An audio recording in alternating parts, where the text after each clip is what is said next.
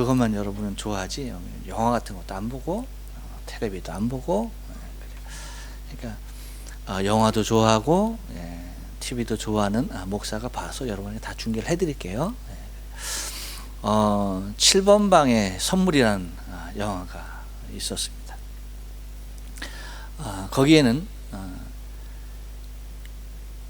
7살 먹은 딸내미야 7살 먹은 정신연령을 가진 정신지체의 아버지가 나오죠.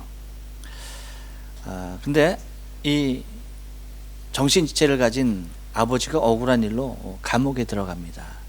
근데 그 감옥 방 호수가 7번이에요. 그래서 777이 되는데 그 이제 방에 있으면서 그러니까 아버지는 딸은 아버지 없이는 살 수가 없는 겁니다. 왜? 정신연령도 같고 그리고 또 둘이서 같이 살다 보니까 떨어져서는 절대 살아갈 수 없는 그런 모습이에요. 그 모습을 보고 하여튼 온갖 우여곡절 끝에 딸내미를 7번 방으로 데리고 와서 함께 생활을 하는 내용입니다.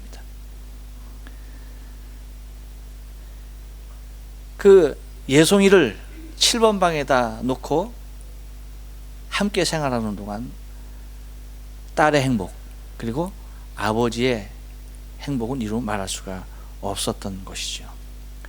왜요? 그 방에는 다 착한 사람들만 있었기 때문에 아니죠. 다들 범죄자들이 있었던 거죠. 그럼에도 불구하고 그곳이 행복의 자리가 될 수 있었다는 겁니다. 그것은 좋은 사람들이 있어서가 아니라 바로 내가 정말 나에게 없어서는 안 될 소중한 그분이 그 사람이 있었기에 가능했다라고 하는 것입니다.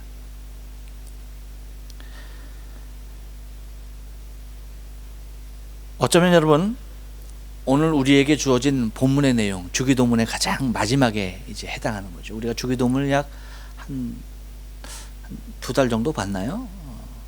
걸쳐서 이제 여러분에게 말씀을 전해드렸는데 오늘 이제 가장 마지막 부분에 있는 마지막 시간 주기도문의 마지막 시간이 되겠습니다. 어쩌면 오늘 본문 주기도문의 내용이 곧 죄악된 세상에 사는 우리가 하나님을 항상 느끼면서 사는 것에 대한 가장 중요한 의미를 두고 있다라고 오늘 본문을 여러분이 좀 해석하시면 정답이 아닐까 싶습니다. 우리가 하나님의 자녀로 살면서 소극적인 표현이 있다고 한다면 그것은 뭐냐면 아까 7번 방에 선물 얘기했지만 예승이가 아버지에게 있는 모습 그냥 아버지 품 안에 있는 그 모습으로 행복한 것이고 우리 하나님의 사람들이 백성들이 좀 적극적으로 나가는 자세라고 한다면 아버지가 예승이를 품고 있는 그런 모습이라 그렇게 아마 비교하면 어떨까 생각이 되어집니다. 그러니까 아버지 품에서 행복하게 있는 예승이의 모습 그것이 비록 감옥이라 할지라도 행복하게 있는 모습 그리고 아버지로서는 예승이가 자신의 품 안에 있음으로 말미암아서 그 무엇도 문제가 되지 아니했던 바로 그 모습이죠. 그러니까 아버지가 아버지로 있을 수 있었던 것 바로 그것이 아버지의 최대의 행복이었죠. 여러분 어쩌면 우리가 하나님을 하나님 되게 하는 모습이 무엇이냐라고 할 때 우리는 어쩌면 신학적으로 또는 도덕적으로 신앙적인 면에서 여러 가지를 생각해낼 수가 있을 것입니다. 하지만 정말 내가 하나님 아버지를 나의 하나님 아버지로 아버지를 아버지 되게 할 수 있는 하나님을 하나님 되게 할 수 있는 그 모습이 무엇일까? 라고 할 때에 그것은 바로 다름이 아닙니다. 자녀된 하나님의 백성들이 아버지의 모습을 아버지가 가져야 할 아버지의 몫으로 있어야 할 것을 온전히 지켜드리는 것. 그것이 여러분 가장 큰 선물일 수밖에 없다라고 하는 것이죠. 그래서 오늘 본문 말씀 13절 하반절에서 말하고 있는 곧 세 가지로 요약이 되어지죠. 그것이 뭡니까? 나라와 권세와 영광이다 라고 얘기하고 있습니다. 이것이 아버지께 영원히 있사옵나이다 라고 얘기하는 것이죠. 그런데 여러분 눈치가 빠르신 분들은 좀 이해가 갔을 거예요. 오늘의 본문은 우리가 보는 일본어 성경에 나와 있어요, 안 나와 있어요? 안 나와 있습니다. 일본어 성경에 나와 있지 않아요. 우리가 보는 일본어 성경은 지금 신공동역인데 신공동역에는 나와 있지 않아요. 곧 신개역과 구어역에 나와 있지 신공동역에는 나와 있지 않습니다. 영어 성경에도 마찬가지죠. 킹 제임스 버전에는 나와 있어요. 그렇지만 NI 버전과 NASB에는 나와 있지 않아요. 그렇다면 이것이 과연 무엇이냐 라고 하는 것이죠. 그리고 또 우리가 보는 성경에도 어떻게 나와 있습니까? 특별히 가로를 쳐놓고 나오고 있다는 얘기죠. 그냥 다른 본문과 같이 쭉 이어지는 것이 아니라 특별히 가로를 쳐놓고 있다는 것입니다. 일본어 성경에는 무엇이냐면 쿠니토, 치카라토, 사카에와 토코시에니 아나타노 모노 다카라 데스 아멘이라고 나옵니다. 그러니까 이 부분이 빠져 있고 어떤 데는 있고라고 하는 그 부분을 우리가 좀 이해해야 할 것이 뭐냐면, 여러분 우리가 성경이 원본이라고 하는 텍스트가 남아 있습니까, 안 남아 있습니까? 성경 원본은 없어요. 다 사본이 존재합니다. 근데 사본이라고 하는 것은 여러분이 잘 알다시피 어떻게 존재하는 거예요? 원본을 보고 어떻게 하는 겁니까? 필사를 한 거죠. 그대로 보고 쓴 겁니다. 인쇄술이 없는 그때는 사람이 한자 한자를 다 써야 했던 것이죠. 그러니까 그 성경을 써내려는 과정에서 어디에는 들어있는 데도 있고 어느 사본에는 없는 것에도 있는 거예요. 그리고 또 그것을 써내려가는 과정에 아주 중요하다라고 생각하는 부분의 것을 필사하는 사람에 따라서 그것을 재해석하거나 그것에 대한 추가적인 설명을 기입해 놓을 수 있었다는 거죠. 그러다 보니까 성경에 오늘 본문과 같은 내용이 자리하고 있다는 것입니다. 실제로 여러분 우리가 보고 있는 성경에도 보면 누가복음과 마태복음에 있는 모습을 보면 달라요. 우리는 지금 주기도문을 어디에 있는 모습을 보고 있습니까? 마태복음에 있는 것을 보고 있습니다. 그렇지만 누가복음 11장에도 주님께서 가르쳐준 주기도문이 그대로 나옵니다. 근데 거기에는 대개 나라와 권세와 영광이 아버지께 영원히 있사옵나이다, 이 부분이 없어요. 가로 쳐놓고도 자리하지 않아요. 없어요. 가로조차도 없어요. 그 이유가 뭐예요? 여러분 마태복음은 그러니까 대상에 따라 또 달랐던 겁니다. 마태복음은 특별히 팔레스틴 지역에 있는 유대인들을 대상으로 해서 쓴 것이에요. 그러다 보니까 유대인들은 어떠한 하나님을 경외하는 모습이 있었냐면, 하나님 앞에 나가서 기도하거나 하나님 앞에 예배하거나 할 때에 그들은 반드시 하나님을 높이는 과정을 잊지 않았습니다. 우리 예배 순서에도 보면은 여러분 송영에 해당하는 부분이 있죠. 그 부분이 무엇이에요? 하나님의 이름을 존귀케 하고 높이는 부분입니다. 그리고 예배의 맨 마지막 부분에서도 뭐가 있어요? 송영의 부분이 또 다시 나와요. 왜 그래요? 다시 한번 마지막 그 부분에 있어서 다시 한번 주님의 이름을 높이고 그분을 높여드리는 겁니다. 그러니까 유대에 있어서 하나님 앞에 제사하는 의식이나 기도하는 의식이 바로 이와 같았어요. 그러다 보니까 특별히 주기도문을 써내려갈 때에 대개 나라와 권세와 영광이 아버지께 영원히 싸움나이다 라고 하는 그 송영의 부분을 다시 첨가해서 썼다라고 보시면 되는 거고, 그렇지만 누가복음은 유대인을 대상으로 쓴 것이 아니죠. 로마의 관리 데오빌로를 향해서 쓴 서신이 아닙니까? 그러다 보니까 유대의 풍습, 유대의 관습에 대하여서 들어가 있는 부분에 대해서 구태여 늘 필요가 있다 없다? 없는 것이죠.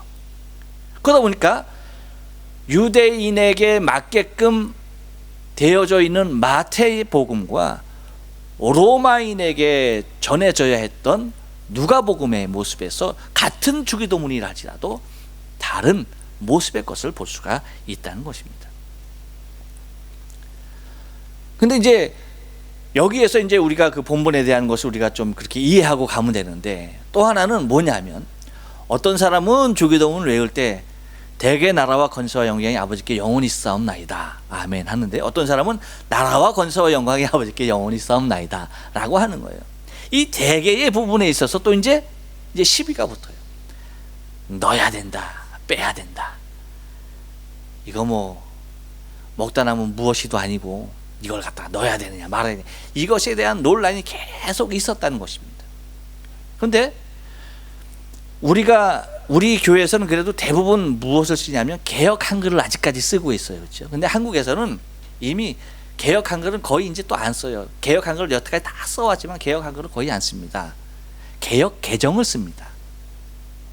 개역 개정을 쓰다 보니까 개역 개정에는 또 이 대개가 빠졌어요. 그래서 여러분이 보는 혹시 보면은 어떤 사람은 대개가 있고 어떤 사람은 대개가 없고 하는 것이, 곧 개역 개정본에는 대개가 빠졌고 개역 한글 부분에는 대개가 들어갔어요. 그 개역 한글이 나오기 전에 성경 1921년인가요? 편찬되어진 성경에서는 뭐에 또 대개가 없어요. 그러니까 없다 있다 없다 있다, 뭐 시스터도 아니고 뭐 있다 없으니까 뭐하고 어쩌고 저쩌고 이상해. 그렇죠? 여러분들은 노래도 모르죠? 뭐 시스터 얘기해도 뭐 그게 뭐냐, 뭐 무슨 정말 재미없어. 이런 데서 한번 좀 웃어주고 해야 되는데 전혀 뭐 감동도 없고, 시스터가 누군지 뭐 있다 없다 이게 뭐 노래 제목이나 되는지 뭔지 뭐 알 수도 없고, 그저 여러분은 기도하고 성경 봐야 돼. 내가 다 보고 다 얘기해 줄 테니까 그렇게 하셔요. 아무튼 그렇게 헷갈리는 거예요 이제. 그래서 과연 무엇이 옳은 것이냐라고 얘기할 때에 여러분 보실 때는 그냥 다 옳습니다 보면 되는 거예요. 아셨어요? 예, 다 옳습니다. 다 옳습니다. 단지 여러분이 좀 이제 생각을 해야 할 것은, 그 대개라는 말이 왜 지금 빠졌느냐라고 할 때에 여러분, 대개라는 말이 지금은 사어가 되고 말았어요. 그러니까 죽은 말, 없어진 말이에요. 우리나라 말에. 그러니까 대개가 들어갔을 때의 그 대개의 의미가 뭐냐라고 할 때에 처음에 집어넣었을 때의 의미와는 전혀 다른 모습으로 아주 그 의미조차도 사라진 말이 되고야 말았다는 것입니다. 그러니까 대개의 의미를 갖다가 대개 어떻게 생각해? 그냥 대개 그냥 그렇게 생각한단 말이야. 이해가 돼? 이 사람들이 아직도 모르네. 대개라는 말을 어떻게 생각하냐면 대개 그렇게 생각해. 무엇을? 대개를. 그러니까 대개를 되게 그렇게 생각하더라고. 그러니까 이게 그 저쪽 지방에 가면 거시기로 다 통하듯이, 거시기 하면 뭐 다 되잖아요. 거시기. 그러니까 이 대개가 그냥 그런 뭐 대개 그렇게 생각해요. 그러니까 지금 얘기했던 건 뭐예요? 대개를 많은 사람들이 그렇게 생각한다는 얘기예요. 그러니까 이 말을 갖다가 넣어도 별 의미가 없고, 또한 그 의미를 살리려고 한다면 넣어서 할 때는 그 의미를 우리가 반드시 잘 알아야 한다라고 하는 것입니다. 그런데 여러분, 그 헬라어 원문에 보면은 무엇이 있냐면 그 접속사를 쓰고 있어요. 그러니까 그 나라와 권세와 영광이라는 그 앞에 뭘 쓰고 있냐면 접속사 호티라고 하는 말을 쓰고 있어요. 이 호티는 영어 성경에는 for로 쓰고 있어요. 근데 그것이 뭐냐면 왜냐하면이라고 하는 의미를 가진 말이 호티라고 하는 거예요. 그러니까 대개 나라와 권세와 영광이 아버지께 영원히 있습니다 라고 할 때에 영원히 있는, 그러니까 왜냐하면 나라와 권세와 영광이 아버지께 영원히 있습니다 라고 하는 뜻으로 썼던 거예요. 그러니까 일본어 성경에서 여러분 개역 성경에 여러분이 보면은 그렇게 아까 나와 있다고 그랬죠. 다까라 때문입니다. 그렇죠? 그렇게 설명을 그렇게 쓰고 있으면 차라리 이해가 쉬워요. 때문입니다. 나라와 권세와 영광이 아버지께 영원히 있기 때문입니다 라고 하면 되는 거예요. 그렇죠? 그러니까 거기에는 그러면 왜냐하면이라고 하는 그 의문의 말이 때문입니다라는 말로 해석이 가능하니까. 근데 우리나라 말에는 때문입니다라고 있지 않고 영원히 있사옵나이다로 되어 있단 말이에요. 그러니까 여기서 왜냐하면을 앞에 넣지 아니하면 다시 한번 높여드리는 주의 이름이 나라와 권세와 영광을 다시 한번 높여드리는 그 송영의 부분이 이해가 힘들게 된다는 것이죠. 그러니까 여러분 한번 주기도문 이렇게 외워보세요. 하늘에 계신 우리 아버지여, 그 다음 뭐죠? 이름이 거룩히 여김을 받으시오며 나라의 마옵시며, 그러니까 나라의 마옵시 뜻이 하늘에서 이룬 것 같이 땅에서도 이루어지이다. 왜냐하면 이루어지이다. 왜냐하면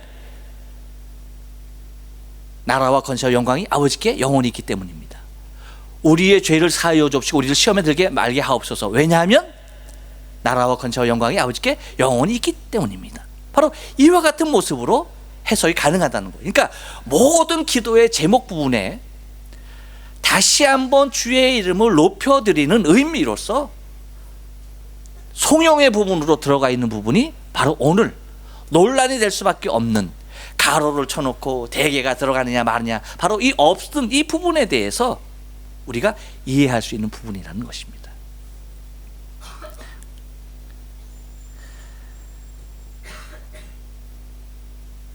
그러니까 이 부분을 이제 정리해서 말씀드리면, 지금까지 우리 이렇게 기도해 왔는데, 이렇게 기도했는데, 그렇게 기도할 수 있는 것은 왜냐하면 나라와 권세와 영광이 아버지께 있기 때문입니다. 아멘. 이러한 의미로서 대개가 사용되어졌던 것입니다. 근데 대개가 여러분 그런 뜻이 있는 거 전혀 모르잖아요. 그렇죠? 그러니까 사라진 단어를 구태여 넣을 필요가 있다 없다 논쟁이 되어질 때 없이 하는 것이 차라리 낫다. 괜히 이것을 넣어서 사전에도 안 나눈 이 말에 대하여서 괜히 오해를 불러일으킬 소지가 없다라고 하는 측면에서 그렇게 되는 것이죠. 그렇다면 여러분, 우리가 하나님을 다시 한번 높여드리는 데 있어서 결정적인 모습으로 거론하는 것이 세 가지가 나옵니다. 하나님의 이름을 다시 한번 높여드리며 하나님을 하나님 되게 하는 모습으로 나오는 것이 세 가지가 있다. 그것이 세 가지가 뭐라고 그랬어요? 하나는 나라, 그 다음에 권세, 그 다음에 영광. 바로 이 부분입니다. 나라라고 할 때, 나라는 여러분, 우리는 먼저 하나님의 나라가 아버지께 영원히 있음에 대한 고백을 하지 않으면 안 될 것이에요. 하나님의 나라는 하나님 아버지께 영원히 있는 줄로 믿습니다. 그렇지만 여러분, 이것은 또한 단순하게 하나님의 나라가 아버지의 소유라는 고백을 하는 것이 아니에요. 하나님의 나라는 하나님의 것입니다 라고 하는 그런 단순한 고백이 아니라 무엇을 얘기하는 거니? 우리가 그 나라에 살고 있습니다. 지금 내가 현재 그 아버지 하나님의 나라에 살고 있습니다 라고 하는 고백을 전제해야 한다는 것입니다. 물론 하나님의 나라는 하나님의 나라 것이죠. 하나님의 소유죠. 하지만 그것으로 끝나는 것은 안 된다는 것입니다. 내가 하나님의 백성으로서 그 나라에 소속되어서 지금 살고 있다라고 하는 모습을 고백해야 한다는 것입니다. 여러분, 이 지구상에는 약 230에서 40여 개가 해당하는 나라가 있습니다. 유엔에 등록된 나라, 가입된 나라, 유엔에 가입된 나라는 약 한 200개가 조금 안 되죠. 지금 200개가 넘을래나? 하여튼 그 남짓입니다. 근데 아무튼 유엔에 가입이 안 된 나라까지 다 한다라고 한다면 230, 40개 된다라고 하는 것입니다. 그 가운데 여러분, 아주 정말 잘 사는 선지국이 있는가 하면 후진국도 또한 있습니다. 여러분, 인류의 역사를 우리가 가만히 보면 얼마나 많은 나라들이 세워졌다가 사라졌는지 몰라요. 지금 지구상에 존재하는 나라도 처음부터 있었던 것이 결코 아닙니다. 대한민국은 언제부터 시작됐어요? 국사는 잘 모르는군요. 그래요. 나라가 시작되는 시간이 있고 마치는 시간이 있어요. 이 세상에 존재하는 모든 나라들은 다 시작과 함께 마지막이 있다라고 하는 것입니다. 그런데 하나님의 나라는 어떻다는 거예요? 어떻게 표현을 해주고 있습니까? 뒤에 영원히 있사옵나이다. 영원히 있다, 영원히. 여러분, 영원이란 말의 의미가 뭐예요? 과거와 현재와 미래의 모든 시간을 다 포함하고 있다는 것입니다. 그러니까 시작과 끝이 없는 것을 영원이라고 하는 거예요. 그러니까 하나님의 나라는 시작도 끝도 없이 하나님 당신이 존재함으로 말미암아서 있는 나라가 하나님의 나라라고 하는 것입니다. 그래서 여러분, 아무리 강대한 나라가 있다 하더라도 그 나라는 어떻게 돼요? 언젠가 없어지고 말 거예요. 지금 세계 제1의 강국이 어디입니까? 미국이죠. 여러분, 미국이 지금 보기에는 영원할 것 같죠? 그럴까요? 그렇지 않아요. 그 뒤를 바짝 또 추격하고 있는 나라가 지금 어디입니까? 중국이죠? 중국은 그럼 영원할까요? 절대 그렇지 않습니다. 이 땅에 존재하는 어떤 나라도 영원할 수가 없다는 거예요. 그렇지만 오직 영원한 나라가 하나 있는데 그것이 곧 하나님의 나라인데 곧 예수 그리스도가 왕으로 계신 바로 그 나라가 영원하다는 거예요. 그래서 여러분, 다니엘서를 통해서 하나님께서 우리에게 주시는 말씀을 보면 분명하게 잘 기록되어 있습니다. 다니엘서 2장 44절을 보면 이 여러 왕들의 시대에 하늘의 하나님이 한 나라를 세우시리니 이것은 영원히 망하지도 아니할 것이요 그 국권이 다른 백성에게 돌아가지도 아니할 것이요 도리어 이 모든 나라를 쳐서 멸망시키고 영원히 설 것이다 라고 얘기하고, 또 뭐라고 말합니까? 다니엘서 4장 34절에서는 그 권세는 영원한 권세요 그 나라는 대대에 이르리로다 라고 얘기하고 있습니다. 뿐만 아니라 7장 13절로 14절에 보면 이렇게 말합니다. 인자 같은 이가 하늘 구름을 타고 와서, 인자 같은 이가 누구예요? 예수 그리스도죠. 옛적부터 항상 계신 자에게 나와 그 앞에 인도되되 그에게 권세와 영광과 나라를 주고 모든 백성과 나라들과 각 방언하는 자로 그를 섬기게 하였으니 그 권세는 영원한 권세라 옮기지 아니할 것이요 그 나라는 패하지 아니할 것이니라 라고 얘기하고 있습니다. 영원한 나라 오직 하나입니다. 곧 그 나라의 주인 되신 분이 곧 하나님 아버지시다 라고 그렇게 얘기하고 있는 것입니다. 그러면 여러분, 우리가 대개 나라와 권세와 영광이 아버지께 영원히 있습니다. 그 나라를 우리가 구할 때에 우리가 가져야 할, 우리 심령에 날마다 질문해야 할 하나의 질문이 뭡니까? 과연 나는 어느 나라에 속한 자인가 라고 하는 것입니다. 나는 어느 나라에 속하여서 사는 사람인가 라고 하는 것입니다. 내가 속한 나라는 아버지의 나라인가? 세상의 나라인가? 나는 아버지의 나라의 백성으로 사는가? 아니면 세상 백성으로 사는가? 이 부분에 대해서 우리는 끊임없는 질문을 던져야 한다라고 하는 것입니다. 두 번째 있는 것이 뭡니까? 두 번째 있는 것이 바로 권세라고 하는 겁니다. 듀나미스라고 하는 권세입니다.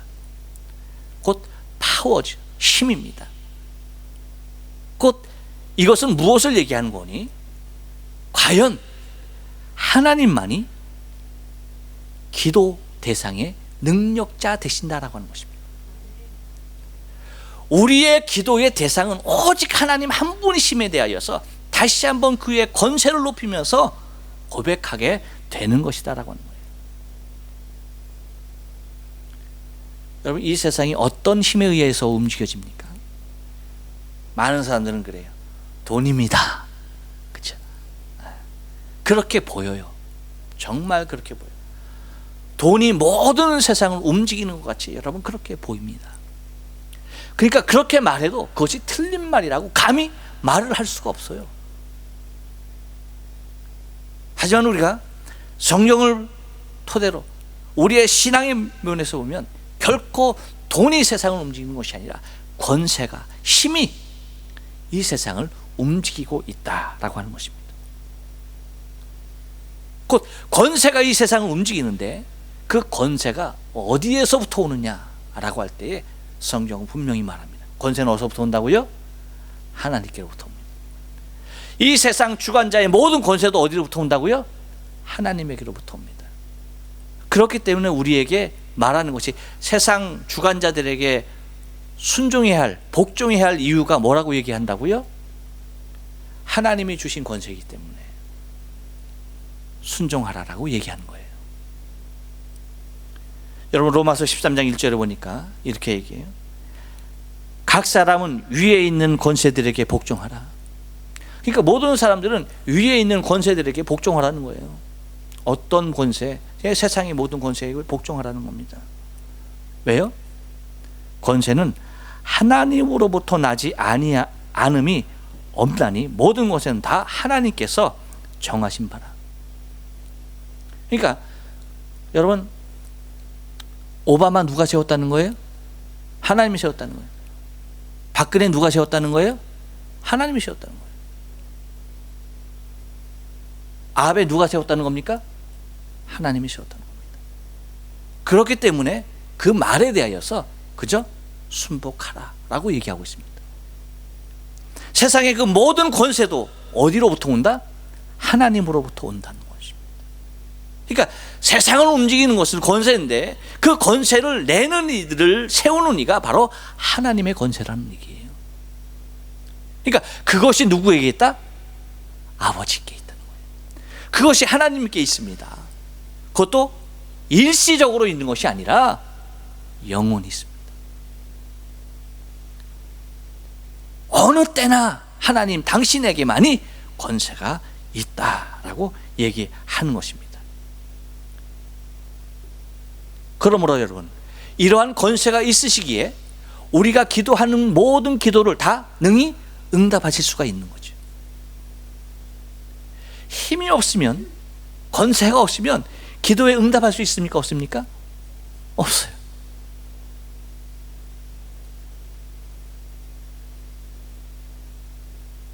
우리 애들도 그렇지만 시훈이도 가만히 보니까 아버지가 권세가 없는 것에 대하여 너무나 잘 아는 것 같아. 그러니까 아버지에게 별로 구하는 게 없는 것 같아. 우리 애들도 저에게 뭐 이것 좀 사주세요, 저것 좀 사주세요 하는 적이 있었나 싶어. 없던 것 같아. 근데 시훈이도 보니까 그런 건 없어. 시훈이에게 있어서 그런 권세는 고모에게 있는 것 같아. 옆에 앉아있는 고모에게. 오면은 무조건 그냥 장난감 가게 가고, 또 그것뿐만 아니라 한국에서부터 그냥 보내오니까 그 권세는 시윤이의 실권은 누가 갖고 있다? 고모에게 있는 것 같아. 그러니까 아무튼지 어떻게든지 그냥 옆에서 그냥 잘 보이려고 애쓰는 것 같아. 그러니까 아버지는 그냥 자기를 이뻐할 줄만 알았지, 혼내는 어머니로부터 보호막이지 그 이상은 아닌 것 같아. 뭐예요, 여러분? 너무나 잘 알아. 애들이 척 보면 그냥 애야, 다 알아. 아, 아버지가 이거 해줄 수 있다 없다를 너무나 잘 알아. 그러니까 아이의 얘기에서 응답받지 못하는 나도 가슴 아플 일이 없고, 그거 해주지 못하는 아버지의 마음도 긁어놓을 필요가 없다 싶어서 아예 입을 닫고 사는 것 같아요. 그래서 이것 뭐 하나 사주세요, 이것이 필요합니다 라고 얘기하는 것을 제가 들어보지를 못한 것 같아요. 그렇잖아요 여러분. 아버지에게 능력이 있느냐 없느냐. 그런데 우리는 똑같은 모습으로 우리 하나님 아버지를 생각하고 있는 것 같아요. 이거 괜히 기도해서 하나님 번거롭게 할 필요 있다 없다? 없는 거죠. 응답될 것 같지가 않아. 하나님이 그렇게 하실 것 같지가 않아. 아니, 하실 수 없어. 아예 단정해놓고 하나님을 하나님의 자리에 놓고 있는 얘기죠. 그러니까 여러분, 이것은 하나님을 하나님 되게 하는 것이 아닙니다. 하나님의 권세에 대한 인정이 아니죠. 부정이라는 얘기죠. 그렇기 때문에 아버지께 그 권세가 영원히 있다라고 고백했을 때는 여러분, 우리가 어떠한 기도든지 그 제목대로 다 응답받은 우리는 믿어야 한다는 거예요. 그러니까 응답받지 못하는 것은 하나님의 능력이 부족이 아니라 간구하지 못하는 우리에게 있다는 겁니다. 여러분 한번 보세요. 시훈이가 정말 아빠한테 아빠 이거 사줘라고 했으면 사줬을까요? 안 됐을까요? 사줬을 겁니다. 만약에 제 아들놈들도 제게 뭐 필요한 거 무엇이 있다라고 한다면 제가 아이고 정말 무서운 수를 써서도 어떻게 돼요? 해줘야죠. 그것이 아버지죠. 그것이 부모잖아요. 어떻게든지 해줘야죠. 땡볕을 내서라도 해줘야죠. 그렇죠? 그런데 너무나 인격적인 아들을 둔 거죠. 여러분, 부자간의 인격은 소용없어요. 하나님과 우리 사이에는 여러분 신분만이 자리하는 거예요. 아버지와 아들이라고 하는 신분이 자리하는 것이지, 그래서 그분에게 내가 못할 말이 없고 못할 부탁하지 못할 일이 없는 거죠. 아버지는 아버지로 인정하고 나갈 때에 아버지의 최대의 기쁨이 있는 거예요. 7번 방의 선물 꼭 보시기 바라요.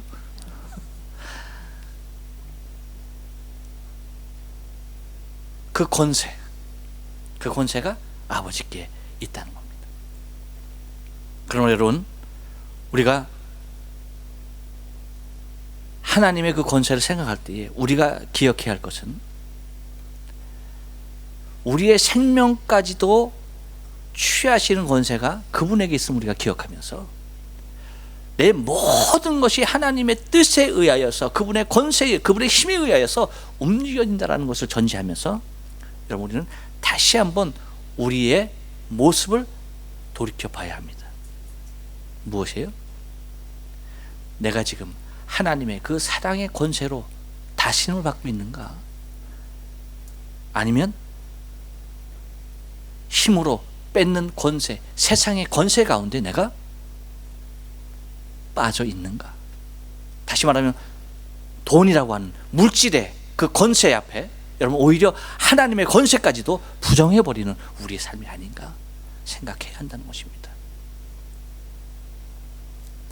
또 하나 있는 것이, 마지막으로 있는 것이 뭡니까? 예, 영광입니다. 영광에 관한 부분입니다. 여러분, 이 나라와 권세와 영광이 아버지께 영원히 있습니다 라고 할 때 이 영광의 부분은 다른 것이 아니에요. 이것은 우리 인생의 목적에 대하여 분명히 선언하고 있는 것입니다. 인생의 목적이 뭐예요? 하나님을 영화롭게 하고 그분을 영원히 기뻐하는 거예요. 그것이 우리 인생의 목적이에요. 하나님이 우리를 지으신 목적이 우리를 통하여서 영광 받으시려고 우리를 지으셨다는 것입니다. 그럴 때 우리의 본분은 하나님 앞에 끊임없이 드러내야 할 영광이라고 하는 것이죠. 그러니까 우리가 하나님의 영광을 얘기할 때에 내 인생의 목적을 상실하고 만약에 하나님의 영광을 논한다, 이건 하나님의 영광에 다다르지 못하는 거예요. 하나님의 영광을 논할 때는 내 인생의 목적을 반드시 하나님 앞에 다시 한번 세워놓고 나는 하나님의 영광만을 위하여 사는 존재입니다 라고 하는 그 확신을 찍어놓고 영광에 대한 고백을 해야 한다는 것입니다.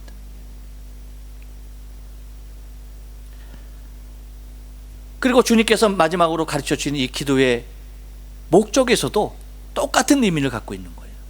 여러분, 우리의 기도의 목적도 무엇이 돼야 되는 거예요? 우리가 하나님 앞에 응답받는 그 자체가, 여러분, 우리에게는 응답으로 오지만 그 응답 자체가 하나님에게는 뭐로 가는 거예요? 영광으로 가는 거예요.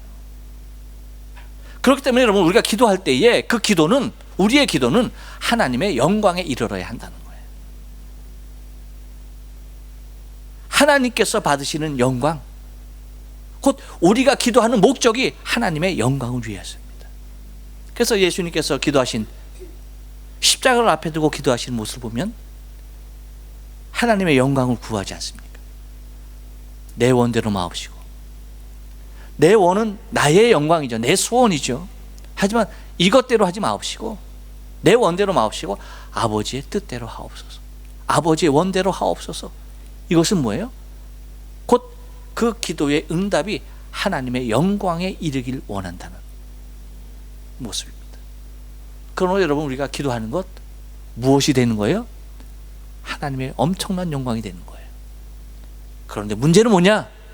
그럼에도 불구하고 우리는 기도한다 안 한다? 너무나 솔직하신 것 같아. 여러분, 기도하신다면서요? 그저 성경 보고 기도하신다면서. 예?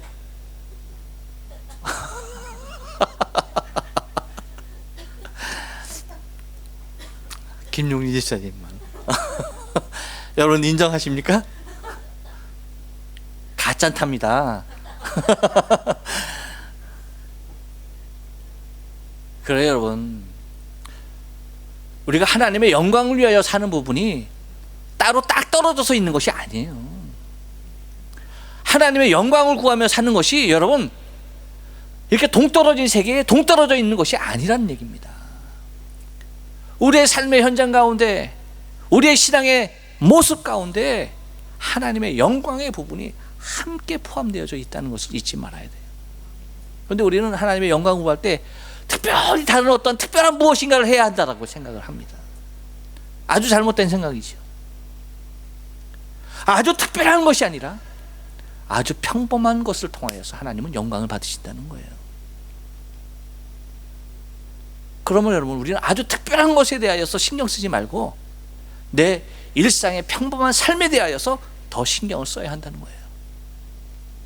그것이 영광의 현장이 돼야 된다는 것이지,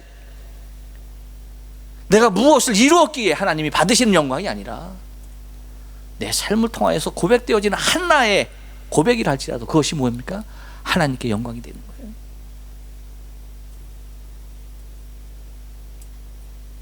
그러므로 여러분, 영광이라는 것은 하나님께 돌아가야 할 가장 당연한 몫이라고 하는 거예요.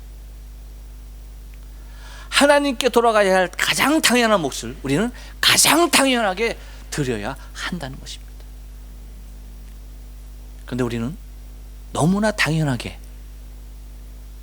전혀 하나님의 영광에 대하여서 놓치고 그저 내 생각에 몰입되어져서 삶을 살아간다는 것이죠. 여러분, 하나님이 우리를 지으신 목적에 대해서 잘 생각하시고, 하나님이 당신의 영광을 위해서 나를 지으셨을 때 내가 그 본분의 모습을 다하는 것, 그것은 다른 것이 아니란 얘기입니다. 순간순간 삶을 통하여서 주님과 동행하면서 하나님 앞에 내 삶을 드리는 것, 이것만큼 아름다운 모습은 없는 거예요.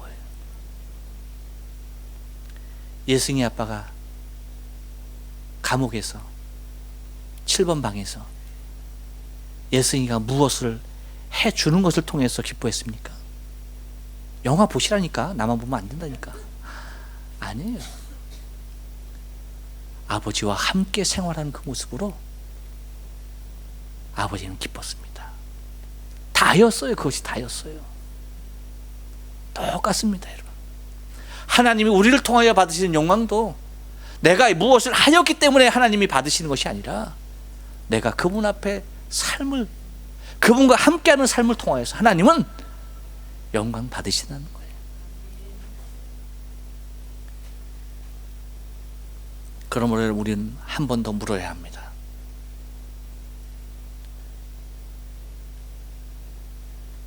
내가 구하는 영광이 십자가를 통하여서 하나님 앞에 돌아가는 영광이냐, 아니면 세상이 주는 영광이냐?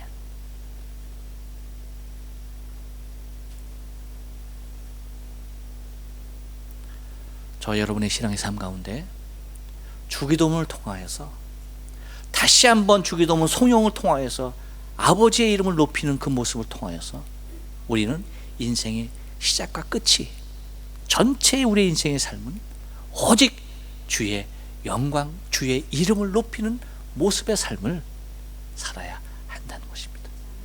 기도하십니다.